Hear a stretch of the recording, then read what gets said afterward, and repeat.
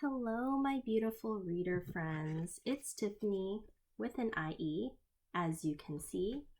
Welcome back to my channel. Today I'll be talking about all the books that I read in November. Now, I read 9 books total, and I actually had some mixed star ratings this time, so not everything was 5 stars, so that was a surprise. But I was also trying to be a bit more critical this time. So let's just get into it. The first book I read was Catherine House, and it was pretty weird, as everyone has been saying.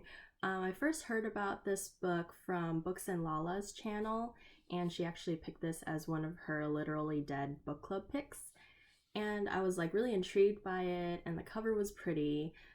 So I actually read it like a month after the Literally Dead book club had their live show, and I found it very interesting. And yes, I definitely do believe that the snail deserved better. But yeah, I don't want to go into spoilers, but there isn't like that much of a plot, which is the main like biggest critique about this book. But I mean, it's a good thing that I knew this going into it and that I knew it'd be weird. So I did quite enjoy it. I gave it 4 stars overall. Yeah, I just hope the characters are all right at the end, because that ending is kind of open-ended. But yeah, so the next book I read was This Darkness Mine by Mindy Mcginnis. Now, I was supposed to read this last year for a spookathon. Didn't happen. So now I finally read 4 of the 5 books that I put on my spookathon TBR last year. And I still have 1 more to read, but it might be a while before I read that. Oh, I forgot to mention that for Catherine House, I listened to the audiobook while following along in the actual book, and I do recommend the audiobook. It was a pretty good audiobook. I listened to the audiobook for this one as well while reading with my eyes. And yeah, I mean, I had a bit of a reading slump at the end of last month / beginning of this month, so it definitely helps having the audiobook, and I listen on double speed, sometimes triple speed. so yeah, and this book is quite strange as well. I gave it 4 stars also. I mean, it gave me like Fight Club vibes, which definitely in the acknowledgments, Mindy Mcginnis said this was her like Fight Club in the band room book, which I was like, oh my gosh, like nailed it. But yeah, it's about this girl named Sasha who's like basically like she has the perfect life. She's gonna go to Oberlin for college, which is like this musical college school. Yeah, and she has a boyfriend, but it's just like everything. She's like a straight A student, like nothing goes wrong. And then suddenly, like, the bad boy, Isaac, at school starts, like, talking to her. And he's like, you gave me your phone number. And she's like, no, I didn't. And then she, like, has these gaps in her memory that she's like, oh, I don't remember, like, doing this stuff that other people claimed has happened. But, yeah. And then she finds out that she had a twin in the womb that she absorbed. And now her twin, like, who's been growing along with her, who has claimed her heart, takes over her body sometimes. And her twin is in love with Isaac. So there's all sorts of stuff. And the ending is pretty shocking. Yeah, I wasn't sure, like, with this one and Catherine House at the end, I was just like, I'm still processing. I don't know what rating to give these. But, yeah, ultimately I did 4 stars for both, because it's just like 1 star off for confusion, I guess. For this one, I wanted a certain thing to happen in the end, and it didn't happen. Instead, the crazy shocking ending happened. But then looking back on it, I feel like that's something that I would do if I wrote this book. So, I mean, I don't know. It's a tough call. The next book I read was Bunny by Mona Awad. This book is also kind of similar in vibe to Catherine House, and it gets recommended. If you like Catherine House, you might like Bunny, or if you like Bunny, you might like Catherine House, that sort of thing. And man, this was a weird book too. Like, the main character basically finds herself in this cult with these other girls who call themselves Bunny. And there's like some animal abuse and stuff, so trigger warnings for that. Um, but yeah, like, it was such a wild ride. I also listened to the audiobook while actually reading this book as well. And I highly recommended it. I love this book so much. I gave it 5 stars. And like, just like the writing style was just so like interesting. Like, I loved it so much, just the way that Mona Awad writes. So I would definitely like read more from her in the future. But yeah, I really love this book. The next book I read, it was a picture book called The Couch Potato by Jory John and Pete Oswald. This is the 4th installment of like the Bad Seed, the Good Egg, and the Cool Bean, that sort of series.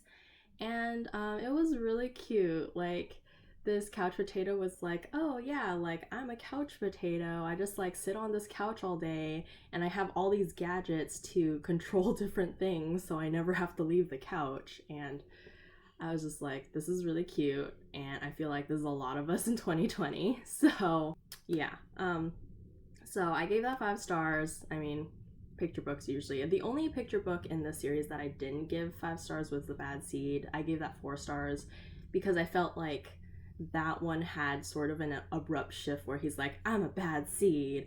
I've been this way forever, and then suddenly he's like, but I don't want to be bad anymore. And I was just like, where's the character arc? Like, I know it's a picture book, but that was like a really abrupt shift. So yeah. But yeah, and then the next book I read, I actually did a review video for this earlier last week. It is Thorn of the Night Blossoms by J.C. Kang. As you can see, it has a half-elf girl on the cover. You can't tell that she's half, but she is half. Yeah, so I'll link that video down below if you want to check it out if you haven't already. But yeah, I really loved this. I gave it 4 stars because there were like a few things that I was just like, I want more of, and then I kind of wished it was longer because I really did enjoy the story, but overall, like, it was a solid book for me. Technically it's a novella. And then the next book, so the next book I read, of course, was Sky Hunter by Marie Lu. I literally finished this 40 minutes before book club on Friday, so it was very fresh in my mind, but I loved this book so much. Like, oh my gosh, another 5-star from Marie Lu, from me. So yeah, I mean, there's just so many good things about this book. Like, her writing just gets better and better every time. This one actually didn't have as much romance as her other books, but I think that might be like developed more in like the later books because it's supposed to be a trilogy. And yeah, I mean, the premise of this book, it's very pretty as you can see, is that basically it's this it's set in this like regress society, like 300 or 500 years into the future, and the main character, she doesn't have a voice, so she communicates through sign language, and she's what is called a striker, which is kind of like the army for Mara, the last free nation, because the Federation has taken over every other country on the continent and they want to take over Mara now. So she's like one of the people who stands in between annihilation and freedom of their country. So yeah, and then there's this prisoner of war named Red who crosses over to Mara, and he ends up becoming connected to Talon as her shield. So in battle, strikers always have a partner, so that, yeah, if bad stuff happens, they can take the other person out. But yeah, there are these monsters called ghosts that the Federation employs, and they used to be human. So it's just like that whole thing in the book. It's pretty messed up. But yeah, so there's a sort of like hate to love, slow burn romance going on between Talon and Red, and oh my gosh, like just so many feelings, and then just other like hard hitting things that I was just like not okay. But that's what Marie does in her books. Yeah, okay. The next book I read was this one, The Little Book of Pink. I talked about this in my verbatim books haul and vlog. And yeah, I got this for $1. It's very short. It's just like a book of like affirmations and stuff. So yeah, I gave it 3 stars because well, it's a self-published book, and it's just like, I mean, I've read a lot of like self-help type books before, so this one wasn't like super like amazing. It didn't like break the mold or anything, so I just thought it was fine. And it's also a gift for someone. Yeah, and then the next book I read was this, Wicked Lovely Desert Tales Sanctuary. This is volume 1. This is a manga adaptation of like the Wicked Lovely, like a side story from the Wicked Lovely series by Melissa Marr, and it's about fairies. And yeah, I really like the art, and the story was interesting. I actually haven't read any of the Wicked Lovely series yet, but I saw this at Book Off, and it was cheap, so, and it's a manga, so I picked it up and I just read it anyway. And yeah, I liked it. I gave it 4 stars. There were just like some panels like from one page to the next where I was just like, wait, what happened? I feel like I'm missing something. So yeah, a bit of confusion. I don't know if that's the way that it was supposed to be structured or just something got lost in translation there. But yeah, so this was another book I read. And the last book I read was Ghost Squad by Clarabelle A. Ortega. This is her debut middle grade novel, and it is so cute. It was short too, so I read it in a day. And yeah, and it's diverse and awesome. And there's a cat, and on the back it says, "Be prepared, respect the dead, always have a cat." And this was pitched as Coco meets Stranger Things, and it also says like Ghostbusters as well.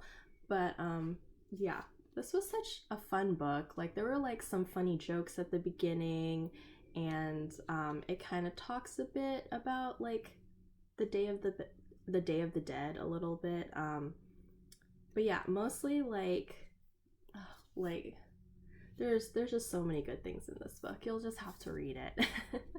I really enjoyed it. It wasn't like super scary or anything. It was I mean, there were some like spooky atmospheric elements, but it wasn't like outright like scary. So yeah, it's definitely readable. I loved it. We'll definitely be picking up more from her in the future when she writes more books. So yeah, and that is it for my book haul. I hope you enjoyed this video, and I'll see you next time. Bye!